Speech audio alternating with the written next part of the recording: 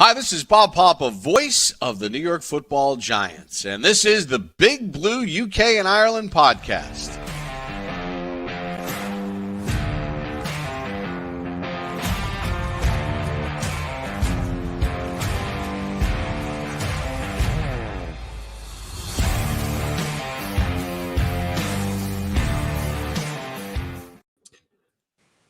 Welcome back, Giants fans, to the latest edition of the Big Blue UK and Ireland podcast in association with Andy's Man Club. Remember, lads, it's okay to talk. As you can see from the screen this week, we are 50% British, 50% Irish, but as always, 100% Giants.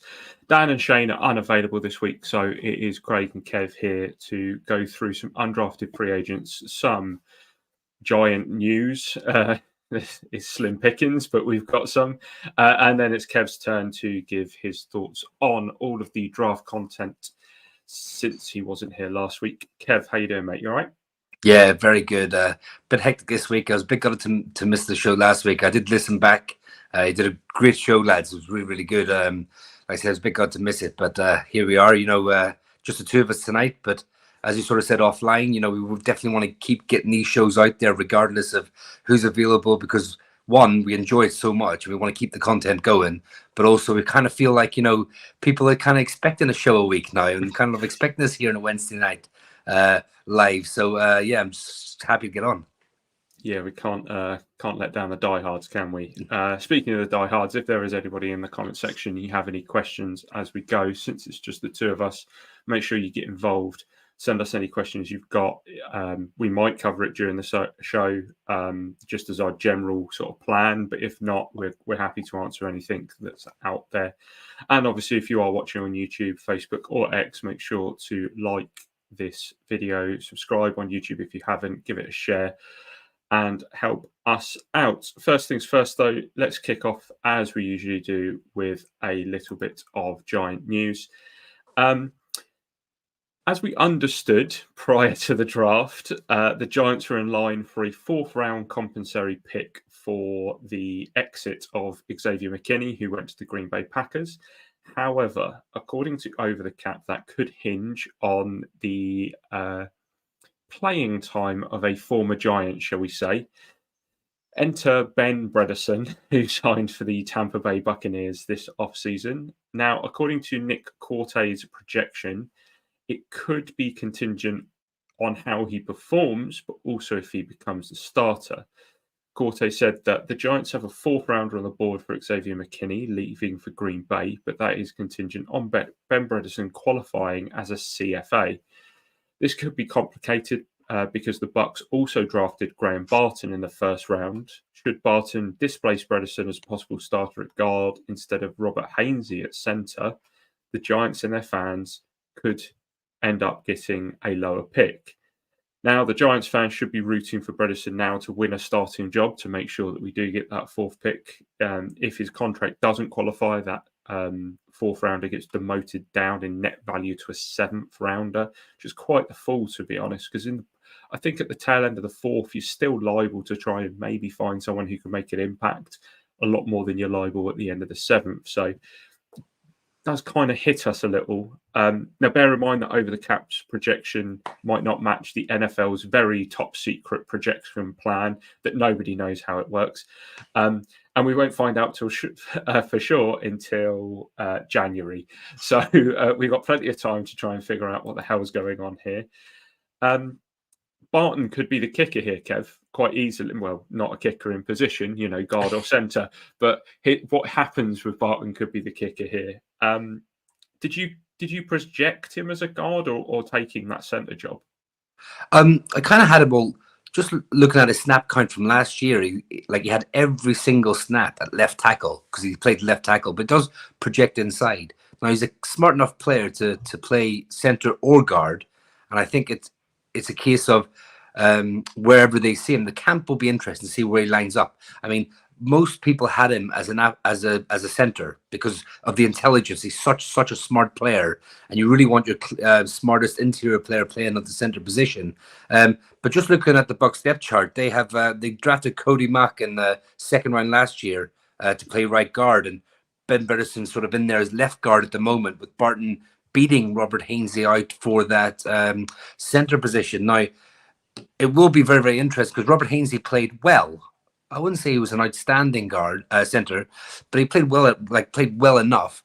But it's really up to the Bucks coaching staff. If they drafted him to be the centre after essentially signing a starting guard in Ben Bredeson, they'll plug him in there. So it's be weird looking at the offensive line position groups for the Bucks in sort of like preseason and OTAs to see where they line up, because it's quite a big jump from the 4th round to the 7th round.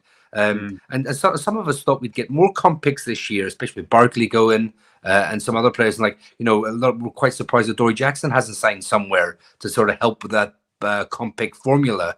But I mean, every sort of analyst has been projecting him to be the starting center for someone in the National Football League. So it's kind of where I see him now. But I will be having a little peek over to the Bucks OTAs to see what they do. It's interesting you say there about the fact that, a lot of people thought that we would get a comp pick for the Barkley exit. And weirdly enough, the sort of the secret formula has that being cancelled out by us picking up John Runyon, which hardly seems like a fair kind of, comparison between the two players. So God knows. But you say about also, the difference between a 4th round and a 7th round pick. One of the 4th round picks that were taken as a comp this past draft, Braylon Allen. I mean, the comp 7th round picks, I'm not really sure if I can remember any of them. Obviously, we didn't have a 7th rounder, so might be a Mr. Irrelevant. Could be. Right, Kev, Giant legend returns to MetLife. Oh, I know. I mean, I just love hearing stories like this. And that's like, obviously, Chris Snee rejoins the Giants as a scout. He is a legend, in my opinion. That offensive line was just so good. And, we see Chris Snee finally has a job. He's courted for all these years, like offensive line scout for the New York Football Giants. Snee played 10 seasons in the league, all with the Giants, and a 2-time Super Bowl champion, 4-time Pro Bowler, 2-time second-team All-Pro, 1-time first-team All-Pro. He appeared in 141 regular games. That's a lot of games to play, in the National Football League, when back then there's only 16 games to play, And he played 11 playoff games, starting every single one of them. He's also a member of the Giants Ring of Honor. He almost returned in 22 after meeting with Sheehan, but ended up going to Boston College as an analyst. And at the time, he said, "I'd love to help the Giants. I've been trying for years. I want to help the team in so many ways. I played for 10 years here, but a lot of heart, blood, and sweat here. When they asked me to come in for an interview, it was something I wanted to explore. In the end, it's just not going to work out on both sides. But now he returns to East Rutherford, ready to sort of scout and help the Giants bring in the next generation." And also, Chris Snee, wasn't he Tom Coughlin's son-in-law as well? And that's when they picked him up in the 2nd round out of Boston College. But he was such a massive part of the Giants. He's already done his job. He's already done this job for the Jaguars. But how good is it to see him back in the building? Yeah, I mean, you can't understate how good it is to see members of the Ring of Honor come back to the Giants and help out, because it's not just the familiarity that they bring. They also bring an understanding of the culture, an understanding of the history. They're part of the history. They're woven into the fabric of what the New York Giants are. The fact that he's in the Ring of Honor, and you have other members like, Eli is part of the Giants. I'm really not sure what his job role is, but he does something. He makes funny videos for the Giants. I'm sure he's got a more important job behind the scenes as well. And it's always nice to see ex-players wanting to come back in scouting position, scouting roles for the positional group that they worked in. Snee, like you said, probably part of the best probably our last good offensive line in all honesty, as sad as it is to say. So yeah, I'm really happy, and it wouldn't surprise me if some of maybe the younger kids around on the offensive line now, like Evan Neal, you would hope, JMS, those sort of players will start getting into his ear, and just he can add another dimension, not just scouting, and potentially be a bit more of a mentor to some of these offensive linemen that, are a bit maligned, really, aren't they, at the Giants? Yeah, I'm very interested to see the sort of like a partnership he strikes up with Brasillo, because obviously he's going to try and go out and scout the type of offensive lineman Brasillo wants to bring in. So their relationship is going to be really key here, I think. And obviously, he's been there and he's done it. He's got the silverware to prove it. So when he goes into these the colleges to scout these players, he's going to walk in with a certain aura about him as well. Yeah, exactly. Speaking of ex-Giants, following on from last week's sad news about Corey Cunningham, unfortunately the Giants have lost another one of their own in this past week. Aaron Thomas, who was one of the Giants' most prolific tight ends, passed away 2 weeks ago after an illness. He was 86. Thomas was with the Giants from 1962 to 1970, recording 4,253 yards, 35 touchdowns, on 254 receptions. He was also selected to the Pro Bowl back in 1964. Didn't realise that the Pro Bowl had been going for that long, if I'm going to be honest. His son, Rob Thomas, who actually also played in the league between 89 and 98, described his dad as an early version of Travis Kelce, saying he was a tight end and a flanker, but he ran good routes and always had a good feeling about getting into open space. Our thoughts go out to the family and friends of Aaron Thomas, and as always, once a Giant, always a Giant. And then finally, in the news roundup, yesterday the Giants were successful in their waiver claim of ex-Patriots and Jaguars depth QB Nathan Rourke, or Rourke, should I say. With the status of Jones unknown, the Giants moved to pick up a fourth quarterback for training camp to work alongside Drew Lock and last year's undrafted rookie free agent Tommy DeVito, who's just been given the key of freedom to his local town, I saw yesterday. And he got a lot of flack for that. I'm not really quite sure why. The odds of getting into the NFL are so long. I think you have to celebrate a hometown boy. Now, Rourke came to the league last season after spending 2 years with the BC Lions in the Canadian Football League. In 2022, he started 9 games for the BC Lions, in which he threw 3,349 yards and 25 touchdowns to 10 interceptions. He also recorded a 78.7 completion percentage, which is a Canadian Football League record. Kev, anything about Nathan Rourke? Have you ever heard of him? Yeah, I mean, it's a strange one. I think I might have heard something, right, where he actually was invited to the Giants rookie minicamp when he first came out of college as a wide receiver, and obviously didn't quite make. Yeah, I mean, I'm going to have to research this because I can't remember where I heard it or where I seen it. He tried out as a wide receiver in the league before going up to Canada and going back to quarterback.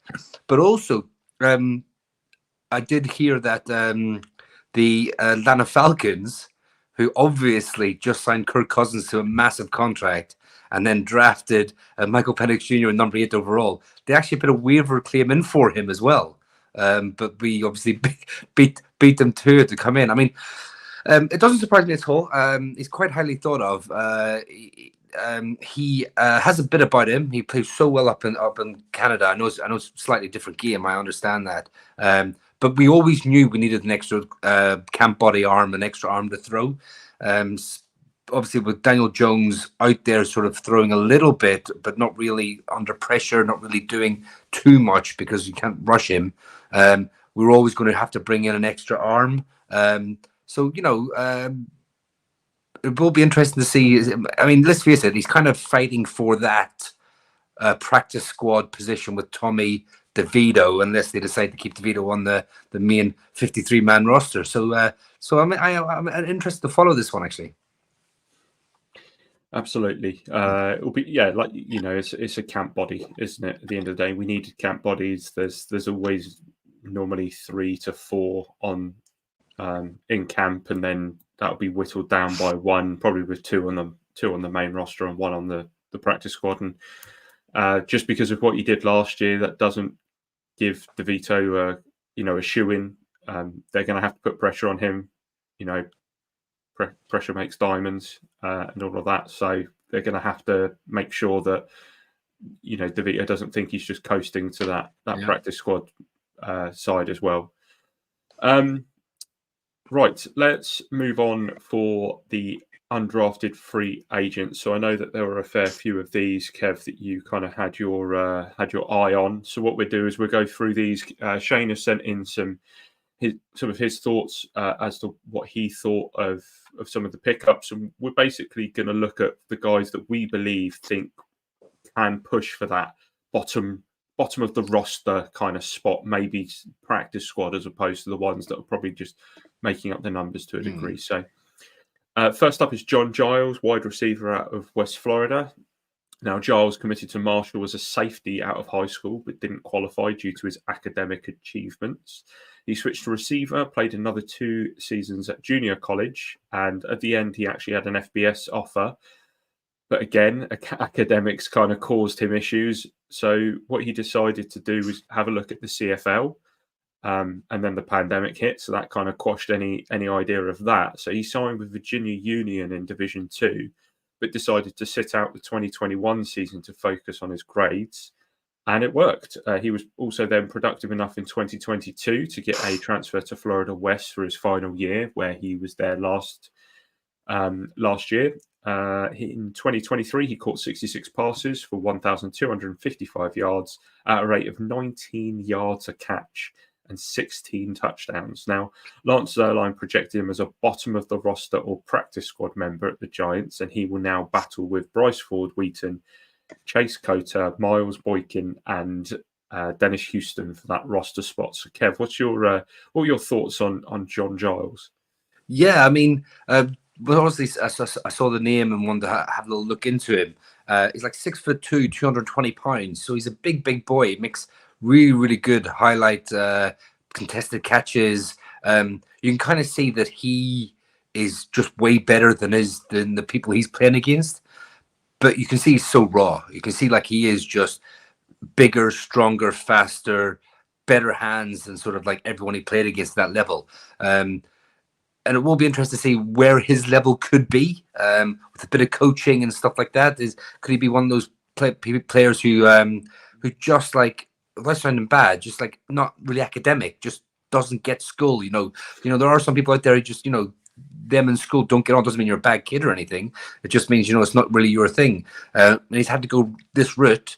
But fair play to him, it's led him to getting not more than a minicamp invite. He's actually been signed as an undrafted free agent. So, he's part of that 90-man roster. So he's got as good a chance as anyone at that back end. Like you said, your Bryce Ford-Wheatons, your Cottas, your Boykins. So I am interested to see he comes in, how he takes coaching. Because if he comes in, he puts his head down and takes coaching well and can polish up his routes, he's definitely one to watch out for. He's an intriguing prospect anyway. Yeah, I think the key there is kind of Bryce Ford-Wheaton, isn't it? Like that he was the camp darling in the kind of undrafted free agent signings last year, and then unfortunately tore his ACL, if I remember correctly, and gutting for him because it looked like he was going to push. He was going to push for that roster spot, and we might not have been subjected to the travesty that was Paris Campbell last year. However. It's open. It's interesting you say highlight catches because that was the very first thing that Shane said. Some great highlight catches, great catch radius, goes up, gets the ball, helped by his arm length. Doesn't have the same speed as other receivers on the roster. Only ran a 4.54. I say only ran a 4.54 as if you can get close to it, and he will need to improve his route running. So you and Shane pretty much on the money there. It's obviously a projection pickup from the Giants in the same way that Ford-Wheaton was, in that they can see the rawness and they can see the explosiveness, and they just want to see, can we just polish this up a little bit and see what we get. So next up is Jake Kubas. Some people have him as offensive tackle. Some people have him as a guard. Be interesting to see what do you think? Guard, yeah. Some of the tape I've seen him play guard, and he just, yeah, definitely sort of like he's got that nastiness about him, and some of the tape I watched on him, you could just see that again. He was better than the opposition, like better than the players he's playing against. I mean, he was very, very good in pass protection. Like no one really got round him at all. Like no one beat him with the bull rush, no one beat him with speed rushes. I don't really think he's got the sort of like intangibles or like arm length and stuff like that, or feet quickness to be a tackle. But inside that phone box, like inside that booth, he's really good at also passing up stunts, like reacting to stunts and letting his man go to pick someone else up when needed and double teaming. Yeah, again, he's one of those players you watch it, and he played at North Dakota State, and you're just like, yeah, I can see this here. I mean, and I watched a game as well. I watched 2 games, and so it wasn't just highlights. It was like the play, the next play, the next play, the next play, the next play, and he just never got beat. I kept waiting to see him get beat, and he just never did. Like, I mean, and even when he did, sort of like his man got away from him, the play was going the other way anyway, and it was gone. It was never like, and I just was watching. I was like, this guy's got a real chance to make the roster, not just try and get a practice squad spot. I think like he was the type of player I didn't see before, but if I had watched him, I definitely would have projected him to be draftable. It's interesting you say about him being at North Dakota State. He was there for 6 total years, 3 of them as a starter. Right guard, he played. Also signed the largest guarantee of any of the undrafted rookie free agent class, $240,000 salary and $30,000 at signing. So there's obviously a bigger want there. Whether that is down to how much he was wanted elsewhere, or the Giants actually see him as being, like you say, a viable roster player, then we're going to see. But he was named first team Stats Perform FCS All America, which is one hell of a mouthful. Second team Phil Steele FCS All America, and third team Associated Press FCS All America in 2023. During his 6 years with the Bison, he also helped them claim 2 national championships. Now, what you were saying about his frame is quite interesting, because that is exactly what Lars Zerline said in his scouting report. He said that he's got a smaller frame than most NFL teams like from a guard, so likely he could even move to center, and that could be beneficial for him going forward. Now, the Giants have just lost Ben Bredeson, as we've already spoken about, who played kind of like a hybrid guard center and could kind of cover both spots on the roster without actually having to have a singular guard and a singular center. So maybe that's where the Giants project him as going. Yeah, and it's just interesting as well. Like, so the practice squad salaries, if you stay in the practice squad for the whole season, I think you earn about $250,000. So they've pretty much given him like a practice squad salary off the bat. So they've got to see him as at least making that.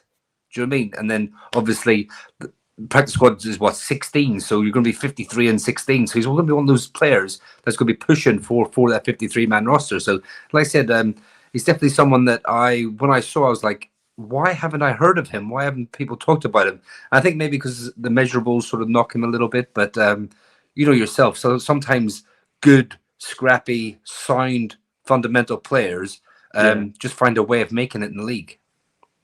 Yeah, absolutely. Evening, Keith, and also evening, Monte. We're talking draft prospects, your favourite subject. So, right. So, up next, Alex Johnson, the defensive back, UCLA. Slot cornerback or safety? What do you reckon? Safety for me. Yeah, I know he's played a lot of slot cornerback now. I'm pretty sure. Let me see if I can find. Did I see him? Yeah, 400. Over 400 snaps at slot cornerback in 2023. However, the 33rd team scouting report projects Johnson as a 4th safety at best, who would fit kind of in a 2-high scheme. Is that what you kind of think?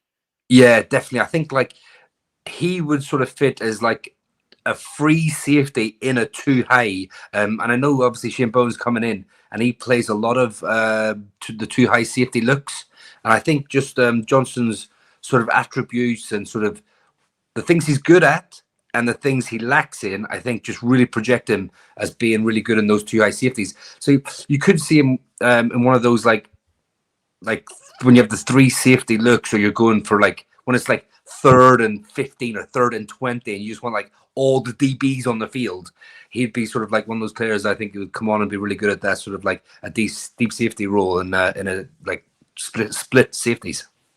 Yeah, it's interesting because he was there for 5 years at the Bruins. Bit more of a rotational DB, special teams kind of connoisseur for his first 4 years, and then in 2023 just kind of broke out weirdly and turned into a bit of a ball hawk. 5 interceptions, the most for a Bruins player since 2009, and a fumble recovery touchdown in 13 games. Just weirdly came out of nowhere to push for a spot on an NFL roster when it really looked like that wasn't even going to happen at all. Shane said instinctive and athletic, most likely competing for a job in the slot. So he maybe sees him more of a slot person than a safety. Only had 4 missed tackles this past season, and then 3 only had 4 missed tackles this past season and 3 last year. I guess just 3 the year before. Yeah. But does need to improve the way in which he engages with his tackles. Dane Brugler had him ranked as his 80th overall cornerback, which sounds ridiculous, but when you think of the sheer amount of people who are going to be eligible, then it's not too bad. So, UCLA, big school, obviously probably played against harder competition than the 2 players we spoke about before in Kubas and Giles. So, and the defensive back room is still light, isn't it? At both safety and cornerback. So you never know what might wrinkle out there. Yeah, definitely. I mean, it's one of those things that going for him is there is opportunity. There's opportunity there, unlike some of the other positions on the roster. So it's, can he come in and can he pick up the defense, pick up what Bowen wants to do, and find himself a position in the backfield. Yeah, exactly. Right, Casey Rogers. It's a great name. Defensive tackle, Oregon. Now we know a little bit about defensive tackles from Oregon, don't we?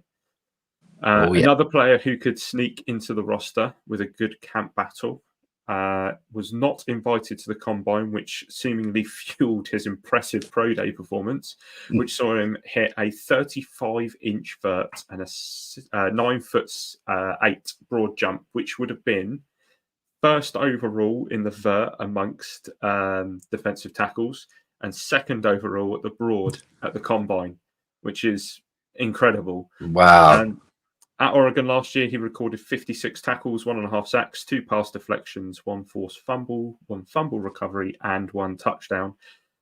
Projects as a role-playing backup who would do well in a 3-tech pass rush. And Shane kind of agrees with that. Better pass rusher than run blocker. Athletic athlete with a 9.82 RAS score. Struggles against double teams and power blockers. Yeah, definitely. He's going to be one of those players like that. A defensive line coach is going to go, ooh, give me this guy. I'll mold him. I'll give me those athletic freak. Give me those testing numbers and stuff like that. Give me the experience as well. I mean, he's one of those players like, again, you'd rush him from 3 technique on obvious passing downs. I mean, like as I just said, if it's 3 and 15, you stick him next to big sexy Dexy, let him take up a load of blockers. And try and get some athleticism in the middle there, and also just listen to his to some of his interviews.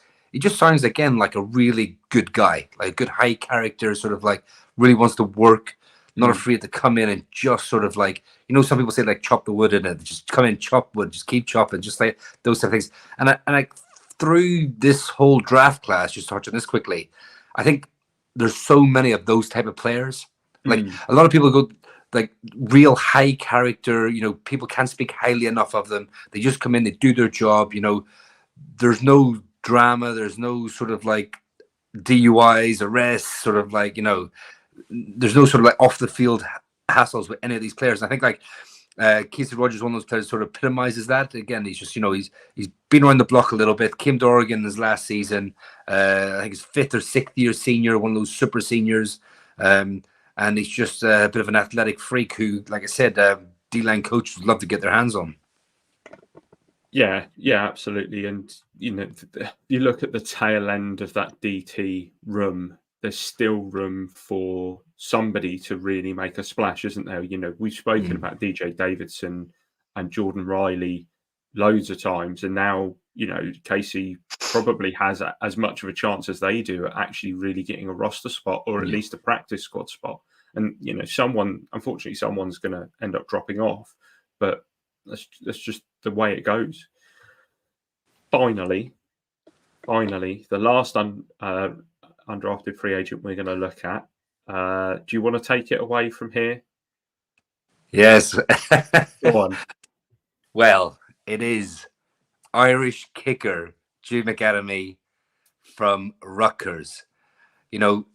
What do? We added a little bit of an Irish flavour to the Giants now. We've got a couple of Scottish kickers and punters and stuff. But we signed Jude, came via Rutgers. He played for Derry's under-20s team, and they won the football championship in 2018.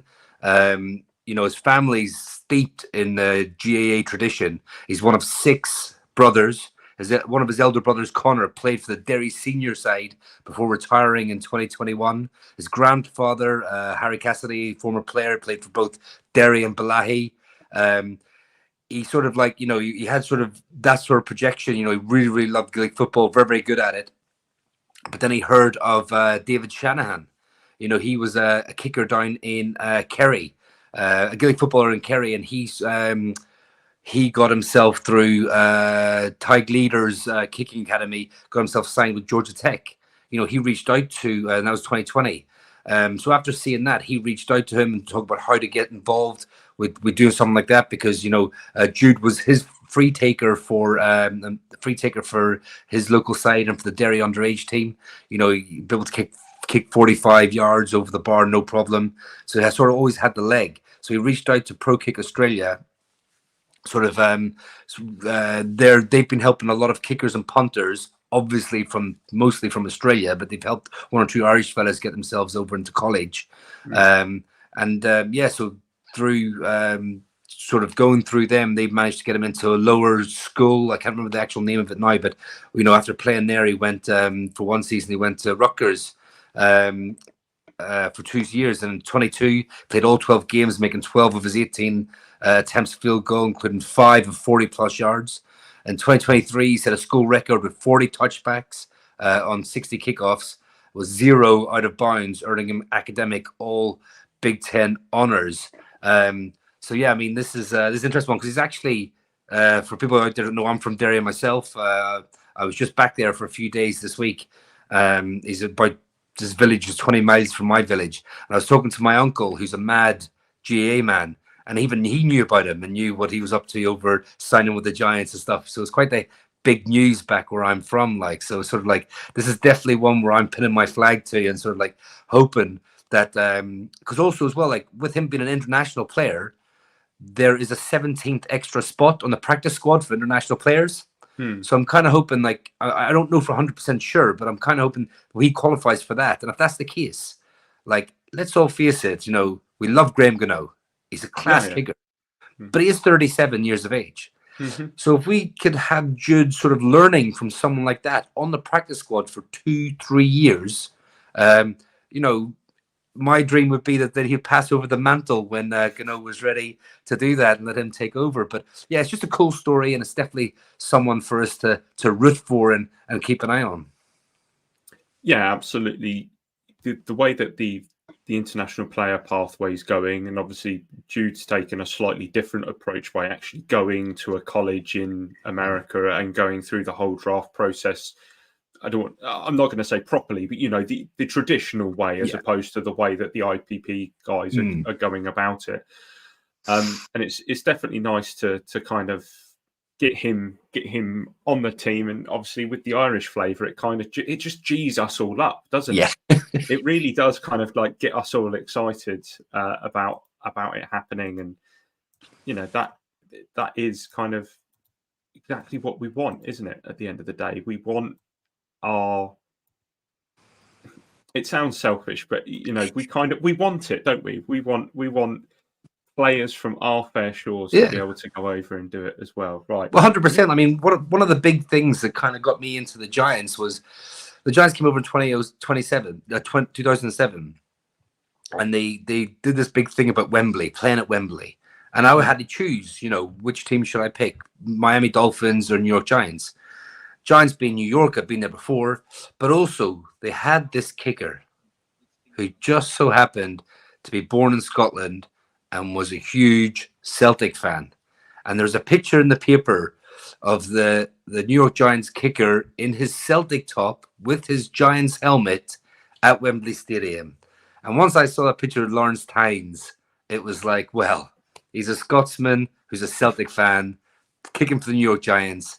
I've got to go. Out of Miami Dolphins and Giants, I've got to go for this team. So you have that little bit of that little flavor of he's like me. He's someone I know, blah, blah, blah, something like that. So it's cool. Right. So I'm going to, just for those people who are watching, I'm just going to change the layout a little bit here and welcome in a guest. Surprise guest that wasn't planned, but seeing as he got involved in the comments and he's got some spare time, obviously he's graced us with his appearance again. I'm going to bring Monte in. How you doing, mate? All right? How are you doing, guys? Yeah, I'm doing good. Thanks for having me on. There he is. Welcome. Thanks for coming on, man.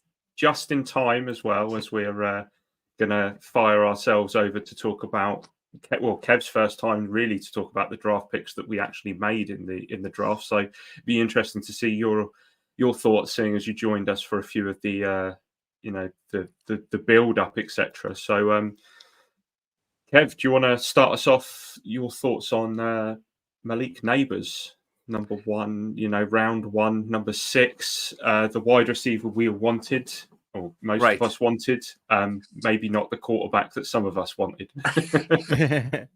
So before I get onto this draft class, I was flying back from Ireland this afternoon.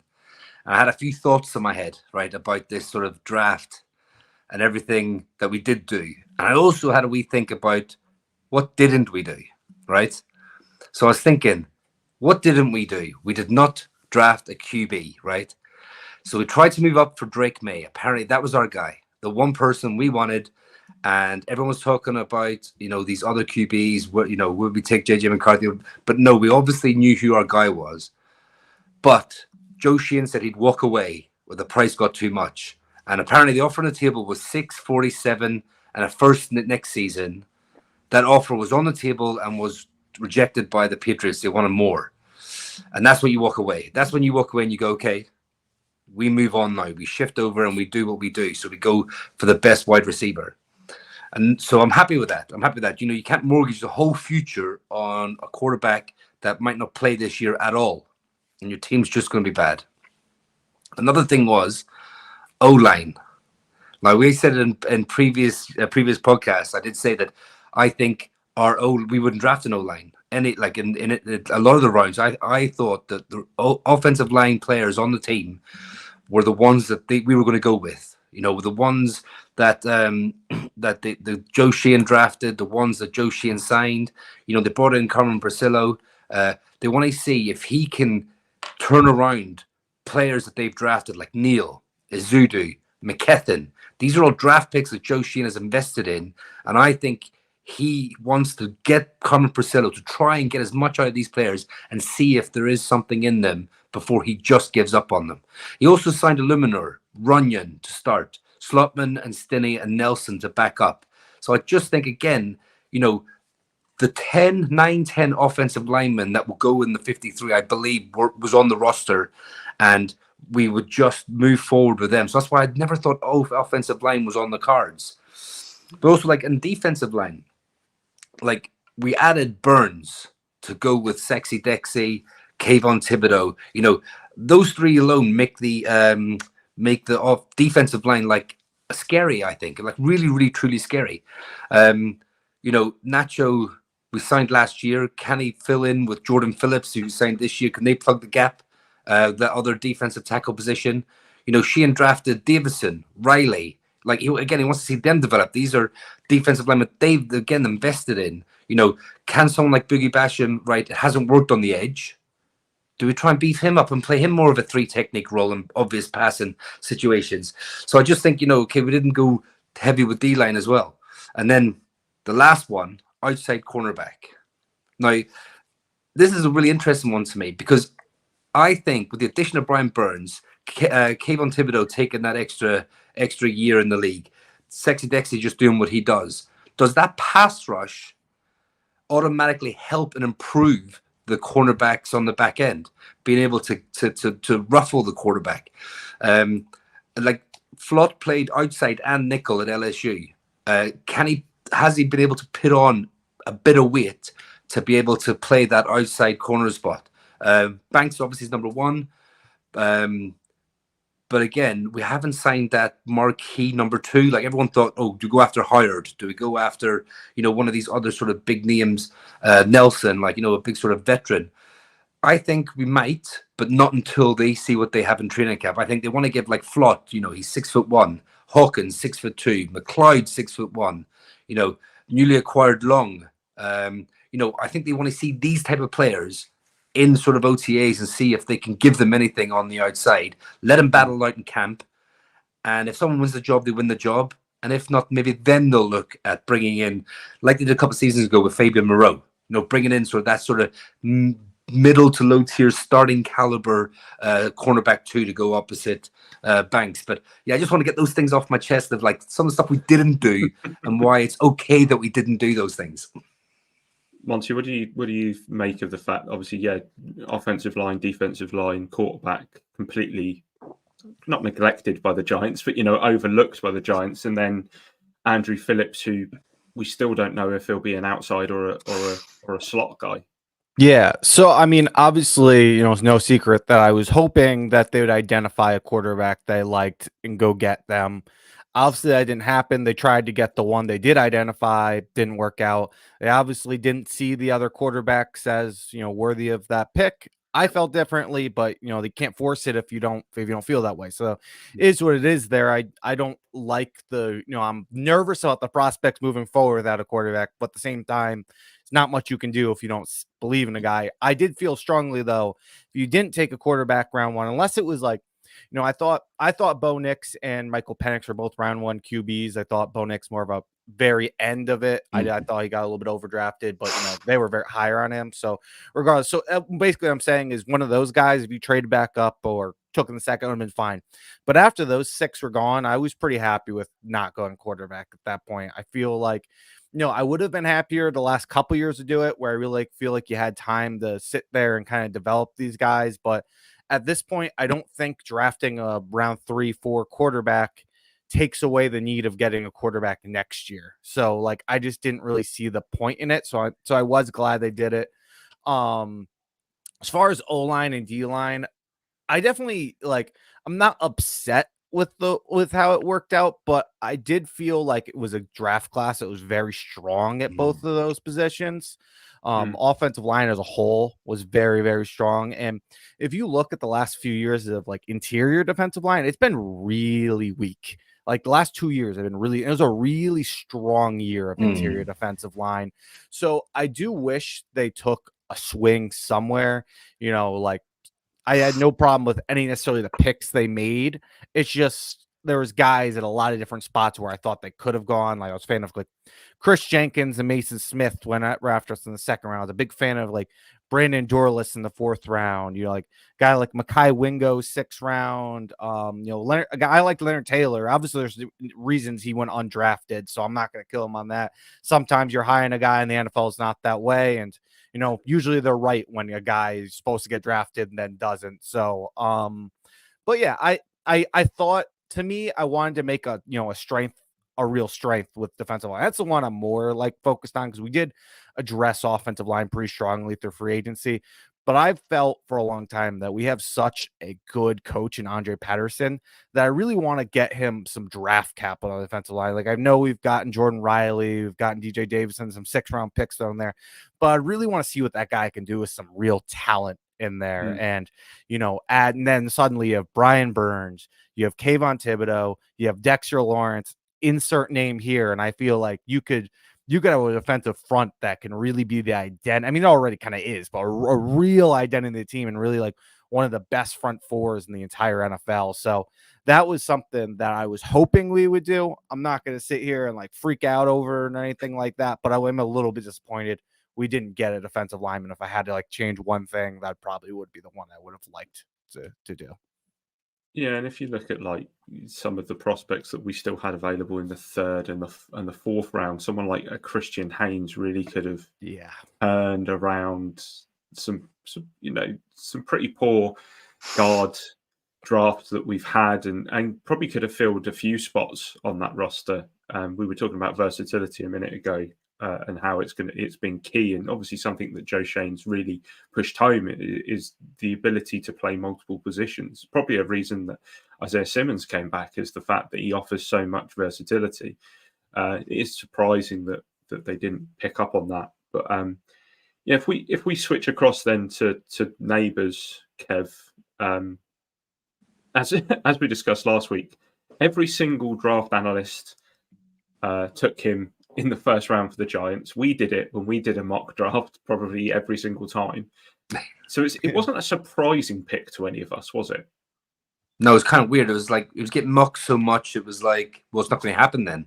Do you know what I mean? It was one of those things where like, I mean, but at the end of the day, it's one of those things where it's an absolute no-brainer, right? I had Rome Odunze slightly ahead, but that was personal preference, more so than do I think he's a much better player or anything like that. I mean, but with Nabers, you look at him, he's one of those players that like, it almost runs like it's almost like when he gets the ball, you press fast forward and away he goes. Like, do you know what I mean? He's that type of player. You know, he's such a good athlete and he's so smooth, and he's also very good at like pacing his routes, as in like he might go slow and then just change his pace of the route, and it just leaves defenders flat-footed. Like, it's so impressive.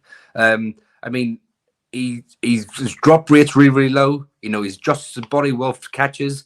It was pretty much 50-50 inside outside or slot and outside. So, you know, he's got that versatility to play anywhere. He's one of those like chess pieces where he can just move him around and he can be a mismatch inside or out. And yeah, he's just one of those players that pure electric. And, you know, we've got ourselves a bona fide number one receiver. And I will say one thing as well. Like, I just want people to not let your frustration with the Daniel Jones situation like blind you from how good a pick this is. Do you know what I mean? Because like, people can get a little bit caught up in like, well, we still need a QB. We still need, right? Okay, if that's your belief, I understand that and I respect it. But like, let's give Nabers a shot. Like, he is going to make this offense, not necessarily Daniel Jones, although I think he will, but he will make this offense so much better. Yeah, I mean, to build off to what you said, like, you know, if I, you know, like I had Nabers slightly ahead, but I by the end I started kind of getting a slight preference of Dunze just because of like, you know, the size guys like him are a little bit more rare. I loved his personality, things like that. But as far as like player, I had Nabers slightly ahead. And the one thing I said multiple times before the draft is like, if you're not gonna go get a quarterback, like Nabers is the guy to get. Because, you know, Odunze, you know, he's a fantastic route runner and all that type of stuff, but he's not like a quick developing guy who gets the ball out to him right away. You know, his superpower is his contested catchability, and he's, you know, you have to give him a little bit of time for his routes to develop, those type of things. But with Malik Nabers, you could throw that guy a quick slant route, and, you know, reminiscent to what we had with OBJ, he can house call that thing. Yeah, exactly. So like, he feels a little bit more situation proof out of all these wide receivers. Honestly, even more than Marvin Harrison Jr. It feels like this. He's a guy who you will find it's really easy to get him involved in an offense. So that's the exciting part.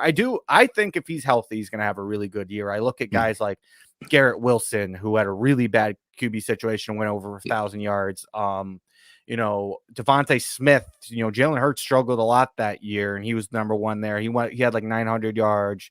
Jalen Waddle had like some QB injuries there. And, you know, you look at Jalen, like he went over 1,000 yards. So I think somewhere in that neighborhood, I'd expect him somewhere in the neighborhood of those guys. I'm pushing back a little bit on like the OBJ Jamar Chase expectations. Like, just because they went to LSU, like they have like all pro quarterbacks at the time. Like, let's chill on that one.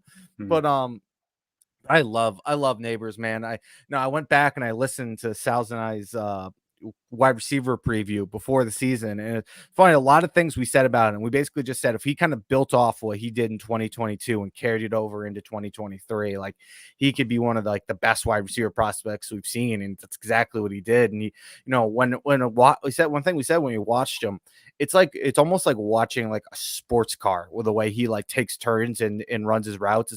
It's like when he takes a turn, he like shifts into the next gear and he just takes off. Like he's just constantly getting faster and faster as he's making turns and running his route. It's such like effortless speed, and he just pulls away from everybody.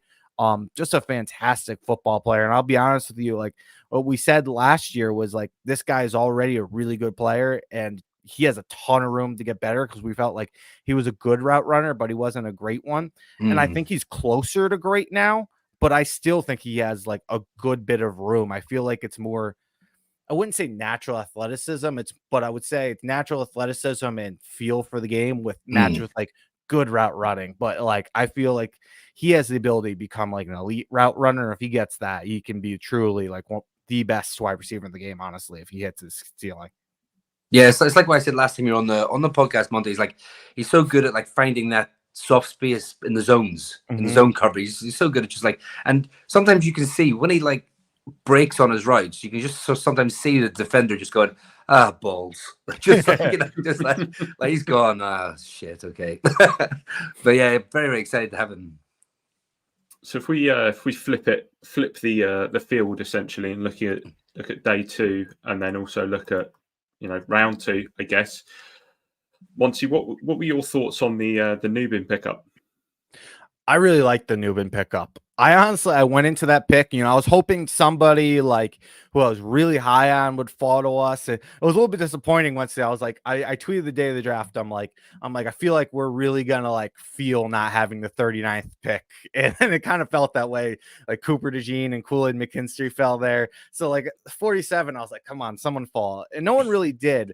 But so I was sitting there, I'm like, I didn't really know who I want. And then Nubin got picked. I'm like, yeah, that was the right pick, because I went back and I looked at my big board, and the only guys I had of him were A.D. Mitchell, who he had some character flags, and also we just took a wide receiver, and Zach Frazier, who had some injury issues, and he's a center, and we just took a center. Those are the only guys I had ahead of him. Then I had Tyler Nubin, who is like a need for this team. One. Like a huge value for this defense. Like he brings more to this defense than like some other positions would. I know like safety isn't necessarily a premium position, but in this defense, I really think he is. I think he'll be utilized. And I just really liked Tyler Nubin. He's somebody I kind of fell in love with when I was watching his tape. He has incredible ball instincts. He manipulates the quarterback with his eyes and kind of baits them into interceptions. And he's a former wide receiver, and you can tell that he has like wide receiver like body control and hands. He's so natural catching the football. And then also the last thing I love about him is just like the demeanor he plays with. He's a guy who learned when he came in as like early on in Minnesota from a guy like Antoine Winfield, and you kind of see some of that like demeanor, like his competitiveness in his game. Normally you see like a guy like Antoine Winfield, a guy like Tyrann Mathieu, you see kind of that like grittiness and hard play style from them, but you see this from like a guy over 6 foot. It's kind of impressive. Like he plays like he's a tiny guy, but he's not. He really is like he runs the field. I don't even know the word I'm looking for, but he's like an enforcer. That's kind of what I was. That's what I think Sal said. He's an enforcer on the field, and I think he checks all the boxes for you. I really, I thought it was a really like quality pick there at 47.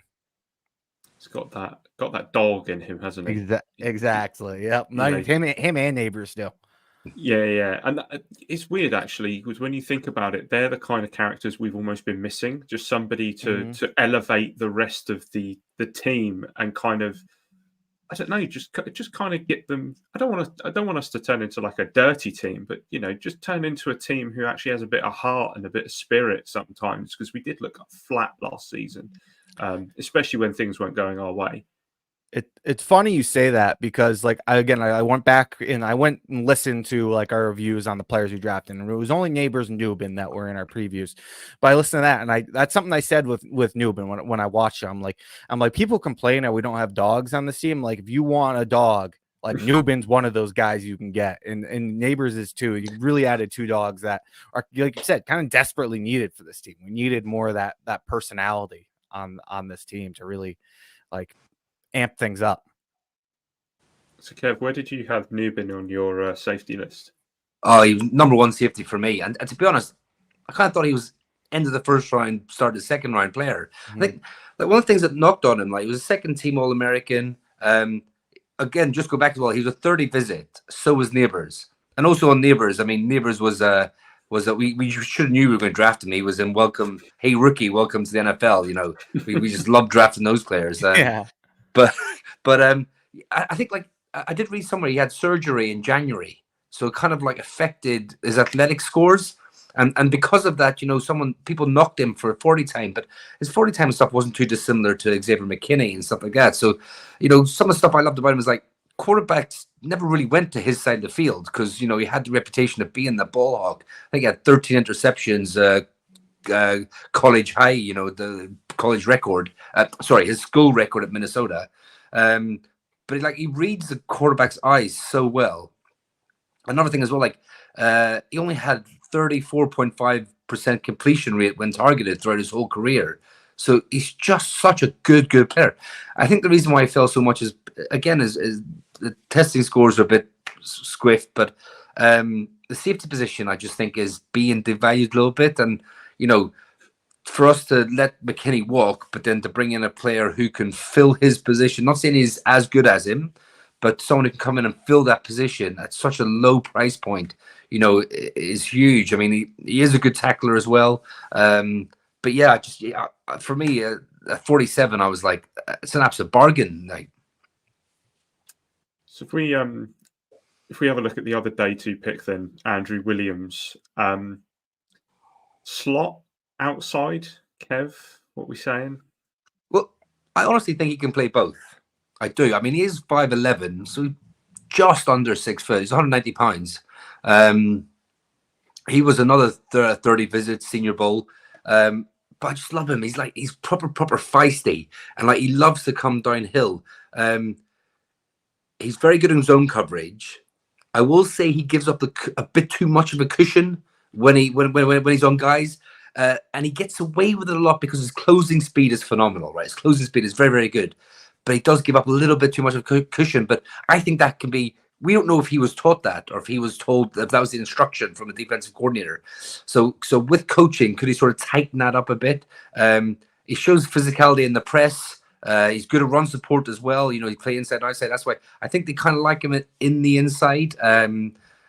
But yeah, I mean, he's not an ideal athlete or anything like that, and so he does have his minus points. But I think it's a really, really good pick in the sense that it's not sexy, it's not sort of a big sort of wow pick, but it's just like if you can identify a player to fit your scheme, and again, he's one of those high character guys. Apparently, he tests really well, and at every interview that he went to, everyone came away glowing about his football acumen, his knowledge, you know, put him on the whiteboard, you know, understanding the defensive schemes. So yeah, it's one of those players that, again, this is what I like about Joe Sheehan's drafting, just makes sense. That's what we said before the draft, wasn't it? Pick players that make sense at the positions we pick.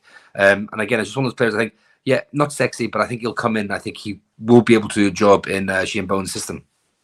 It was a bit of a polarizing pick, wasn't it? If you look at like all the draft grades afterwards, there were some people who were like, yeah, A, and then you'd see some like C pluses, and it didn't really make a lot of sense. What were your thoughts, Monty?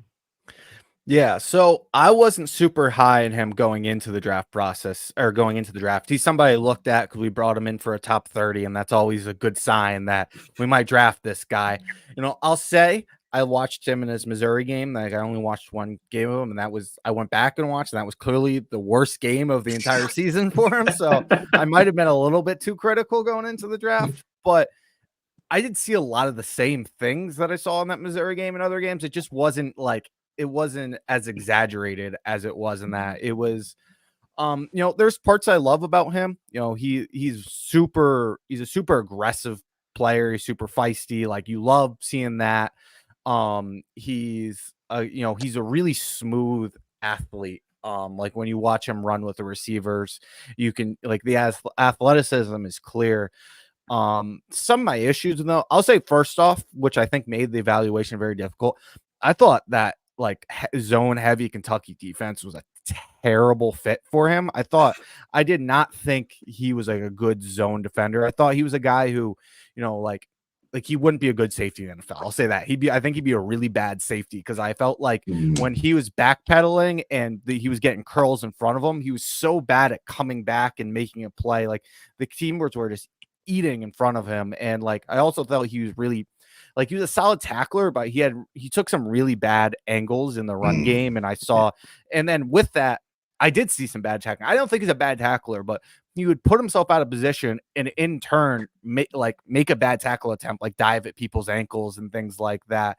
So he kind of throws his body sometimes, doesn't he? Just throws himself at the person. Yeah, 100%. So I definitely, I can see, it's funny is I say all that and I look at the guys who loved him, like Dane Brugler, James Jeremiah, read some of their write-ups, and I see a lot of similar things. Like, but then they come away with, like, but I love this kid. So, like, that's just kind of how it is sometimes. I mean, hey, I was a huge, like, JJ McCarthy fan, and there's a lot of times I'd read up on a guy, we'd say the exact same thing, and he'd be like, second round pick, but well, I disagree, even though we saw the exact same thing. So it's just how you interpret that, and how you projection is such a big part of this. So I'm guessing with Brugler, Jeremiah, Greg Castle, all really smart guys. They all project him to, like, be a good player to the next level. And kind of what you guys were saying, this is a guy who killed the pre-draft process. I mean, like, everything you said, I was reading stuff on Twitter about that. I was listening to a podcast with Field Yates, and he said, like, you get on a call, and if you brought up Andrew Phillips' name, like, be prepared to be on the call for 15 more minutes talking about him, because every one of these guys loved him, like, loved his football acumen. And, like, he also was a guy who, again, like, he played so much zone in the team, but when he was doing the one-on-ones at the Senior Bowl, he looked awesome and against really good competition. So, like, I think in a better man system, he'd be good here. We play more of an off man. As long as they don't play him too far off man, I think he'll be fine. You have not be pressed. Just don't stick him way off the ball. Yeah. That's where I think he's gonna have some issues. But I didn't. If I had any, like, pick that I probably disliked, it would probably this one, just based off my own evaluation. But I don't think it was like a reach or anything by any means. It's just a different evaluation on the guy that I have personally. This is just a spot where I would have liked to see a trade down. We didn't do any of that. It's a spot where Christian Haynes, brought him up early. I was super high on Christian Haynes. He was a top 40 guy on my big board. So, like, he was extreme value for me here. He was my number one guard. I mean, it depends if you look at Jackson Powers Johnson as a guard or not, but I think he was my number one guard. Like, I loved Christian Haynes. So I would have loved to see him there, trade down and get defensive line, something like that. But I don't have an issue with the pick. Just wasn't my preference there for sure. I had Haynes as my third interior offensive lineman. I loved Haynes. Yeah, I think he was third for me too, just behind two centers. So on to day 3. I'm just gonna, if people haven't seen the TikTok of Shane last week talking about his boy Theo Johnson, I just want to read a few of the words out, because it just sounds wrong. It really does. It doesn't paint a nice picture. Good looking athlete, smooth mover, snares the ball well. Where was the one that really got us? Smooth athletic tools, better pro than college player. There was something else in there that it was said that just huge frame with intimidating length. I'm not sure that's necessary. But Monty, what were your thoughts? I mean, Theo Johnson, we talk about athletic freaks who crush the pre-draft process. Yeah. Can you get better than Theo? Yeah, like I say, like the one guy I was looking at here was like Brandon Jolich, just because I was high as him as like a day 2 pick. But as far as like day 3 picks, like he is the ideal day 3 pick that I want. These are the type of day 3 picks I want to make. I want to take shots on guys who I think can be high end players. Like that's what day 3 is for, in my opinion. That's that you try to, this is where you take your shots on your athletic freaks. And I'll tell you, one position you want to do that on is tight end. Tight end is such a hard position to project to the NFL. Like no colleges know how to use these kids, like none of them. So like you're best off just taking like the biggest, best athletes and hoping you can develop. And you see it year after year. You see the Travis Kelce's, the George Kittles, the whoever every year get drafted. They're not the first rounders. They're the 3rd, 4th, 5th rounders drafted here. And I'll tell you, like, I really liked what I saw from Theo Johnson at tape. I mean, aside from his, physical like comps, like, 6'6", 260, you're in a 4.57, you jumped almost 40 inches. Like this guy he had at one point before he did his bench, he had a perfect RAS score. He's the number 1 RAS score before he did it. He still had 18 reps. He just dropped him down just a little bit. Like this guy's a freak. He comps to Jimmy Graham. That was his RAS score comp. I thought personally I saw a little bit of like Luke Musgrave athletically, the guy who went in the 2nd round previously. I thought he has really strong hands. He's a hands catcher. He's not a body catcher. He catches the ball away from him. I thought he's a really underrated run blocker. I don't think anyone gives him enough credit for how good of a run blocker he is. I think day 1 he can come in, he can be a good run blocker. And although I think he needs to get better as a route runner, I think he has flashes of good route running, and his athleticism pops. Like you see, like he puts his foot in the dirt and he can fire out of a break. And all that to say that I think he's going to be a really good player. I look at a guy, like I said, like Luke Musgrave last year. I was not high on Luke Musgrave at all. Everyone was talking about a 1st, 2nd rounder. He went 2nd round. To me, he tests just as well athletically as him, which was kind of like the selling point for Luke Musgrave, how big and athletic he was. Same size, same athlete. I find anything better with at least testing wise from Theo Johnson, but I think Theo Johnson's a better blocker than Luke Musgrave is. I think he's a better runner after the catch than Luke Musgrave was. Luke Musgrave had nothing after the catch. That guy got touched by a corner. He went down. Like Theo Johnson maybe did not have the after the catch stats. I think that was a lot because like Drew Aller did not hit that man in stride. He had to stop, and it was really hard for him to continue to run. But like that's something I really like in a tight end. I like guys who can work after the catch and block. Otherwise, you're stuck with you can have all the athleticism in the world and the best hands, but you're Mike Gesicki at that point. Like you're a good player, but what else can you do for me? So I'm a fan of his. I thought it was really good value where you got him, and like I said, it's the exact type of pick that I like in the day 3. Kev, Yeah. What would you rather here? Would you rather Waller stays for a season to help Theo, or would you rather replace Waller with Theo Johnson?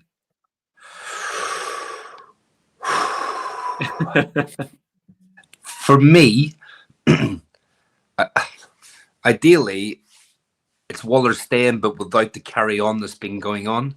I understand like whatever has gone on, but I just think leaving the team in limbo is a little bit frustrating. I think Theo Johnson with Daniel Bellinger and how they contrast each other and how they supplement each other, I think could be a fantastic duo. I think it'd be very, very good, sort of a 1-2 punch at the tight end position.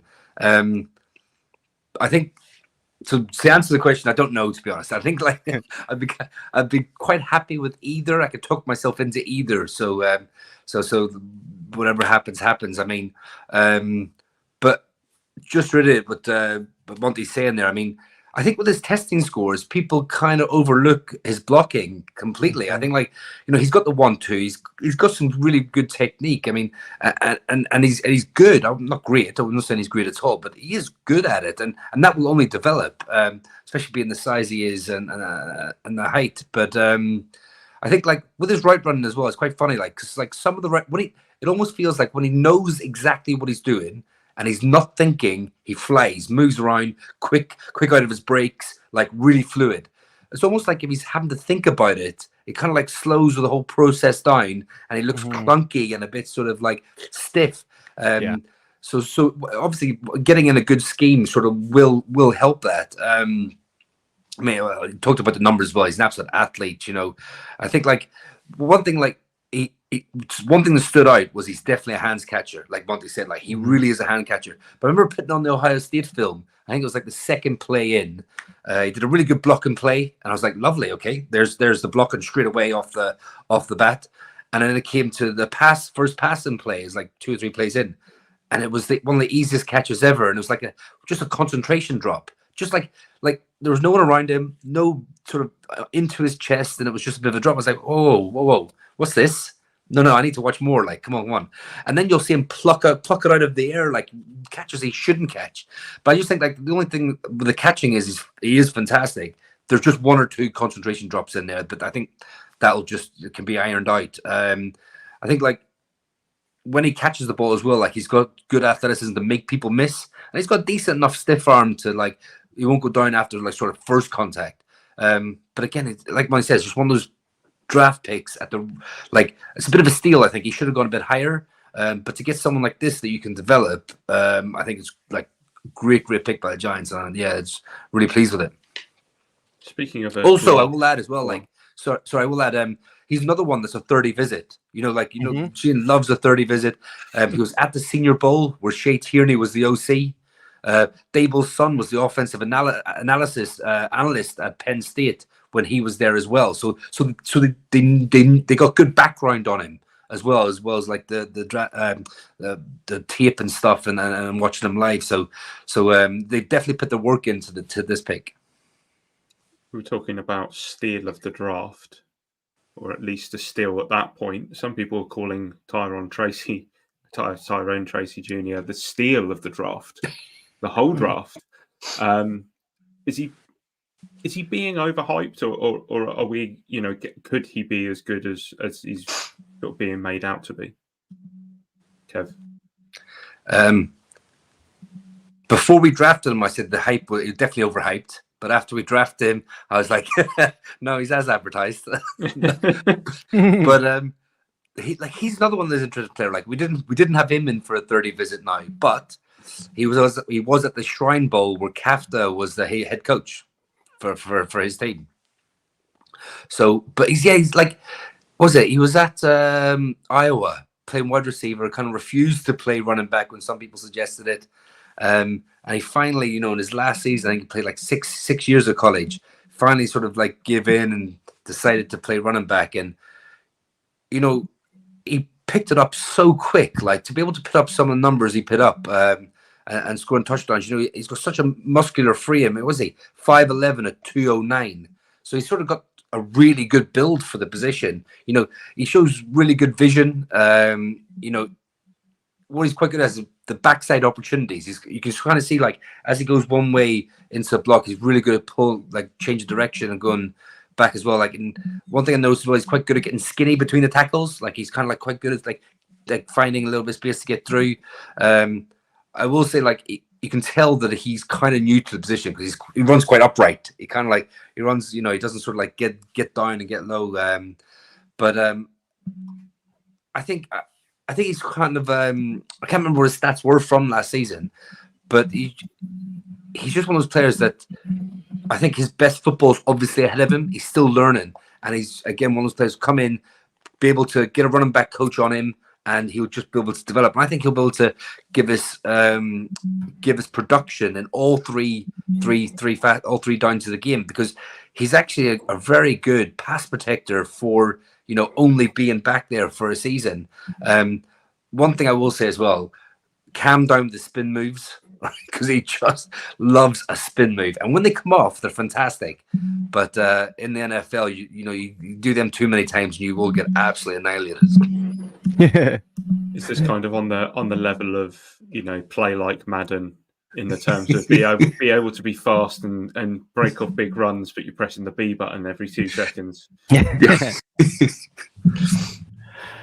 Yeah, it's funny with Tyrone Tracy. I thought this was a really deep running back class, and I looked into a lot of these guys, and I'll be honest, like, hand up, I don't think I gave Tyrone Tracy enough attention going into the draft. I mean, you see a guy who has like 700 yards rushing with like 8 touchdowns, like pretty decent number. There were just so many guys that I liked. I had like 10 guys that I was like looking, I was really high on. I was like, guys I would take in the first 4 rounds or so. I thought, I didn't think it was a high end running back class, but I thought there was good. And I just kind of like looked over Tracy, but diving into him after. I mean, first of all, if you look, I don't know how I didn't catch up in his advanced stats, because he is exactly what I look for from an advanced stat standpoint. I mean, like, 2 things that I've said this on He's a Giant before. 2 things at running back position that I think translate very well is yards after contact and missed tackles forced. I think those are 2 that translate very well. He had 4.44 yards after contact, which was first in the class, and he had 0.42 missed tackles per attempt, which was 4th in all of college football. I mean, this guy was a tackle breaking machine. He did not go down with first contact. I watched him, and I think there's a lot of nuances to the running back position he still needs to get better at, but I mean, that's understandable. He just switched to the position. I think he needs to be a little bit more patient, setting up his blocking, kind of anticipating his holes opening up and things like that. But with that said, for like a former wide receiver, he's not like a guy who just tries to bounce everything to the outside. When he sees a hole, he takes it and he'll cut inside, and he's really good at taking the shot. He has moves for days with like a spins, jukes, and he can break a tackle. He can make a guy miss in a phone booth. Super bursty. It's funny. I was looking at athletic comparisons for this guy, and it's really ironic because he's a wide receiver turned running back. If you go look at Deebo Samuel's athletic numbers, almost exactly the same, almost identical. It's very funny. With that said, the funny thing is you see Tyrone Tracy, former wide receiver, oh wow, if he makes it work at running back, he's going to be one of the best receiving backs in the NFL. I'll say he's going to be a very good receiving back, and he has experience lined up as an X and stuff like that. That's awesome. But I didn't see a guy who's wow, this guy is a freak wide receiver. He's a good wide receiver. He's a better running back than he's a wide receiver. I feel that way. He is certainly an advantage as a receiver, but he's not Christian McCaffrey as a wide receiver. I'll say that. There's a reason. Christian McCaffrey could have been drafted the first round as a wide receiver if he switched his position there. This guy had to switch to running back because he wasn't going to get drafted if he didn't. So he's very good. It's awesome to have that experience, but don't expect an elite receiving back as much as he will be an advantage at that. I mean, he'll definitely catch the swing passes, the Texas passes, the stuff like that. But yeah, he's not going to run an extensive right tree out of the backfield. Yeah, get ready to learn orbit motion, buddy. And it's interesting because he will probably contribute if he makes the 53 roster, which I'd be surprised if he doesn't, because I think it was something that Dan or Shane said last week, that every single pick that Joe Shane has made the 53 roster that year. So chances are Tracy's going to be on that roster, but don't overlook the fact that he could contribute in this new kickoff rule as well. He could be a big player there. And we've actually kind of picked up a few players who could do that. Isaiah McKenzie potentially, and then you never know who's the other running back that we picked up pre-draft who actually Dre Miller. Mm-hmm. Yeah, so you never know. And don't forget Big O as well. Well, yeah, I mean Big O, I'd say is going to be the punt returner. The kickoffs is where I think he probably doesn't put anything in, and it'll be interesting to see what that battle's like. It's going to be nice going into training camp knowing that Adoree Jackson's not going to be catching anything. No PTSD for us this year. Cool. Let's go for the last one then. Darius Mousau, as I can actually pronounce it this week, not last week where I butchered it. Monty, did you know much about him pre-draft? No, I didn't. I think that's the general feeling from everyone. yeah. I'm not gonna sit here and pretend I knew who Darius Mousau is. I was definitely sitting there hoping we would go like a Christian Mahogany or Makai Wingo or something like that. And look, I didn't think it was a bad pick by any means. I looked into it. certainly didn't line up like what we kind of just talked about with what I like to do in day 3, where kind of like I like taking guys who fell for whatever reason, whether it's like off the field injuries, like something where it's just like I can point to it, but there's high upside there. Like, let's take a swing. This guy is just like, he got drafted where he is because he is who he is. He's gonna, you drafted him to be a special teamer. Let's be real. That's why they drafted him. He was at Hawaii with our special teams coach, Michael Gabriel, I think is how you say it. And he was a special teams MVP as in his freshman year. Like, he's a guy who's been a special teamer throughout all his time at college. He's known for that. And my only issue really with the pick was that I mean, right off the bat, not knowing anything about him, was like, this dude's like 6 foot 220 and runs like a 4.7. I'm like, where is the upside of this guy? But I looked more into him. Sal was selling him, and Sal was like, no, dude, you gotta look into him. I was like, okay. I looked into him. He's good at everything. I'll give him that. Like, he is very instinctive player. He's a very good tackler. He's very good at filling run gaps, like responsibilities. He's like decent in like coverage, as long as you're not putting them too far off the ball. You can play zone with, close to the line, which, you look at his average depth of tackle, like he plays very close to the line. He's a good blitzer. There's a lot of things to like about him. This is basically how I justify it in my head, where I kind of see him like compared to players of past. Like, you look at guys like Cam Brown, you look at guys like Carter Coughlin, especially Cam Brown, where I'm speaking here, is like, that guy was brought in to be a special teamer. He did not contribute a lick on defense. Not a snap at times in years. And Coughlin did a little bit more. Maybe it's going to be closer to Carter Coughlin, but I think he's a guy who can be, that guy. He can be Cam Brown. He can be Carter Coughlin. I think, honestly, I thought those guys were a little bit overrated special team players. Maybe you can be better than those guys. And then hopefully be a guy where he's depth. Like, he can actually contribute defensively as depth and like be a backup. Unlike those guys, you just like you're just signing a guy off the streets if somebody gets hurt, because you do not want those guys playing defense. I think that's the way to look at it. It's like, all right, I like it, that pick. I mean, to me, it does look more of like an UDFA guy based off a lot of this stuff, and I would have rather take a swing somewhere else. But I think he is a guy who will make the football team, which is a win already at the 6th round. And I think he's hopefully an upgrade over what we've had as our special teamers, because he can contribute defensively. So that's kind of where I've come to with that pick.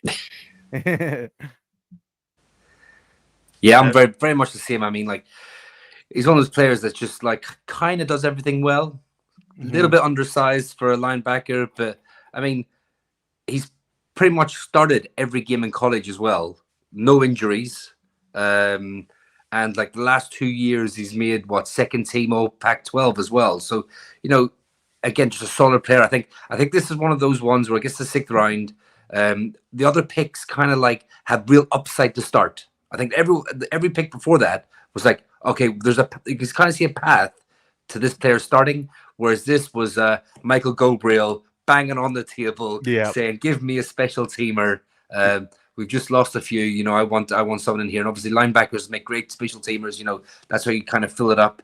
So we can't see him being anything more than depth at linebacker, but probably a core special teamer. It'd be nice if Bobby O doesn't have to play every single snap again this year. Yeah. I'll say it's too bad we didn't hire Chris Snee like 2 weeks earlier, because Chris Snee would have been pounding that table for Christian Mahogany. That was like his protege Boston College boys. Boston College. Yeah, he talks about how much he loved him. I heard him like in interviews and stuff like that. He was a huge Christian Mahogany guy because he trained him. 2 weeks earlier, he would have been in there. Give me Mahogany. I had Mahogany like top 5 interior lineman as well. Like, he's another one that I just really, really liked. And when he was there, kind of like 4, 5, and 6, I'm like, oh, he's still there. Come on, let's go. Mm-hmm. The Lions got him. My friend's a Lions fan, and I'm just like, I hate you. So we appreciate you coming on, Monty. Thank you very much. Obviously, I just threw you the quick DM to see if you were free since you were watching. So just before you go, just one last quick question. I don't know if you've seen the reaction that me and Shane had to the Penix pick on the night It's funny to say the least, because Shane's halfway through eating sweets, sees it, stops eating, looks at me. I've just put crisps in my mouth. I stop eating, and we kind of look at each other like, "What the hell's gone on?" What were your kind of live thoughts on that one? Because that's like the biggest talking point, isn't it? Yeah, I mean, I was at MetLife actually for it. I met up some people from Twitter, so that was pretty cool. And I was there with a couple of guys who were really big Michael Penix fans. So I was there with them, and I looked at them because I knew those were their guys. They're like Michael Penix went 2 picks later, so we couldn't take Michael Penix. They were the whole time they were like Michael Penix, like guy like one tease, like that was a quarterback 2, and like Antonio, that was probably so like they. So I was just kind of watching their reactions to it, but it was very strange with the fact that they just signed Kirk Cousins, to say the least. I know, and we were just saying, like, that they put in a waiver for the quarterback York as well, like, to come in. And also, and it was said that it came out earlier today, that one of the reasons why Kirk Cousins wanted to leave the Vikings was because the Vikings said to them, "We plan to draft a QB high in this draft," and that was one of the reasons why Kirk Cousins wanted to leave the Vikings. And then the Falcons turned around and do that. It was just so funny. Yeah, man, it just didn't make a lot of sense from that standpoint. I have no hate on them taking Michael Penix. If that's who your guy is, like I saw like upside, cool, go get him. But by the time free agency comes around, you've had the Senior Bowl, you've had the Combine. Like, how do you not have like a preliminary grade where you're just like, all right, we're gonna go get this guy. Like, we'll sign whoever just in case. Yeah. But like, see, I was kind of thinking about this, right? And I was thinking, are the Falcons trying to do like what the Packers done? As in, yes, they've just signed Kirk Cousins, but if Kirk Cousins plays well, and he's like 37, 38 now, if he plays well, and they don't get a top 10 pick for how many years, if they're always picking 15 to 30 or 15 to 25, by the time Cousins drops off or they want to get rid of him, they don't need to sell the farm to move up to try and get the QB because he's already there, essentially. Yeah, I think that's their rationale. I mean, it makes some sense, but in a lot of other ways it doesn't. Oh. Yes, strange one. Absolutely a strange one. Monty, He's a Giant podcast. Let the guys know. Yep, He's a Giant. We just did our first draft process. That was pretty cool. We finally got through it. I thought we did a pretty good job, but Sal and I are really excited to come back next year. We have some cool stuff planned. We want to do a better job of kind of like compiling our notes, so maybe we can put out a draft guide or something next year. I know you guys do that. We'd like to try to do something. We just had it all over the place, so we try to do something like that. A lot of other ideas we want to check out. So keep watch us. We're on YouTube, we're on Apple Podcasts, we're on Spotify. We're actually going live tonight, 9:30 p.m. I'm sure a lot of you guys maybe won't line up people over there, but check us the next day. We're having anybody on Twitter, we're having 27 Will on, and we're going to talk about just like we're evaluating Joe Shane's tenure so far. Sal and I have been a little bit critical of it. Will is somebody who's a little bit more optimistic what's going on, so we're just going to try to have some good dialogue and try to talk through this, and I think we're both really logical people, all of us, so I think there'll be some really good dialogue that comes out of it. So I'm excited to break all that down. Yeah, I'm up to say quickly, I jumped on your podcast sort of just before Christmas or at the end of the college season, getting ready, and it's absolutely fantastic. Like, I cannot wait for this season to start up. But I just wondered, like, so how will the format go this season? What should people expect when the college season kicks off? Sure. So we'll definitely have to figure out when we're going to start. Last year, we started the podcast all together in like the week before college football, and we did our position. We did our top fives, and we'll probably do that again. We'll do week by week. We'll do our top fives of each position. I don't know if we'll start in August or if we'll start a little bit earlier in the summer. We're still kind of figuring that out, but we'll surely have that go into the college season. That won't be done before that. So each week we'll do our top fives of each position and kind of just preview them and talk about how they might fit with the Giants and just general talk as them as prospects and stuff like that. So should be fun. And we go back and listen to them, and a lot of it stuck really well. So that's always good to see that things didn't drastically change once the media people were like, no, that guy's good, that guy sucks. Yeah.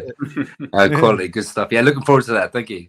Yeah, thank you for your support. I appreciate all you guys do supporting us. No worries at all. Thanks for coming on. Schedule release next week. We should hopefully know. Hopefully in October we'll be over in the States again, so we'll have to see if we can hook up at some point.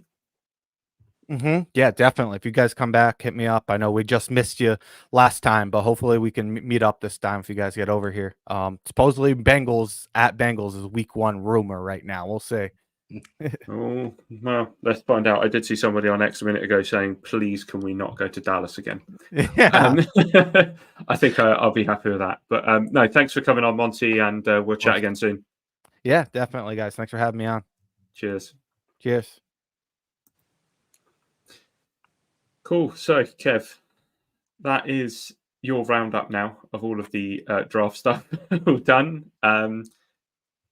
That's pretty much our draft stuff put to bed now. Onto schedule release next week, and then positional reviews of the Giants, starting with quarterback. So obviously schedule release next week, and we start discussing about how we think the season will go. We'll start looking at meetups and stuff, and obviously you've alluded to us trying to get out there again this year. So we've got some big things planned, and when the schedule release, we'll be able to start to piece together our sort of like schedule ourselves for the season. And like you said, position groups. We've talked about these drafted players now. Where do they fit in the positions? What players have been there since Dave Gettleman? What players has Joe Sheehan brought in on the roster? How the drafted players and free agents that we've signed this season fit into these position groups. So it will be interesting to break it down and see if we've got stronger in certain positions, and if we've got weaker in other positions. And will camp battles determine who starts, or will camp battles determine whether we need to go into free agency again? Yeah, absolutely. Now, unfortunately, that is all the time we have for tonight. However, Dan, Kev, and Shane will be back next Thursday to cover all the latest goings on. Hopefully, reveal some schedule news. It looks like the schedule comes out Wednesday, so we'll try and do a preliminary chat about that before we potentially look at that in more detail, maybe the week after. Kev, anything you want to add before we go? No, just thank you. I'm glad we could both get on this evening. And the thing I love about it as well, like whether it's 2 of us, 4 of us, 3 of us, whatever, we're always good to get on, chat football. And you might think it's going to be a 30-minute podcast, and it turns into an hour and 32-minute podcast. Absolutely. Now, as always, remember to like this video, subscribe to us on YouTube, and ring the bell to be notified when we do go live. If you aren't already, follow us at the socials at the bottom. My thanks as ever goes to Kev for joining me, to Monty for joining us halfway through on a whim. For all of you watching or listening, we're signing off. Until next time, let's go Giants.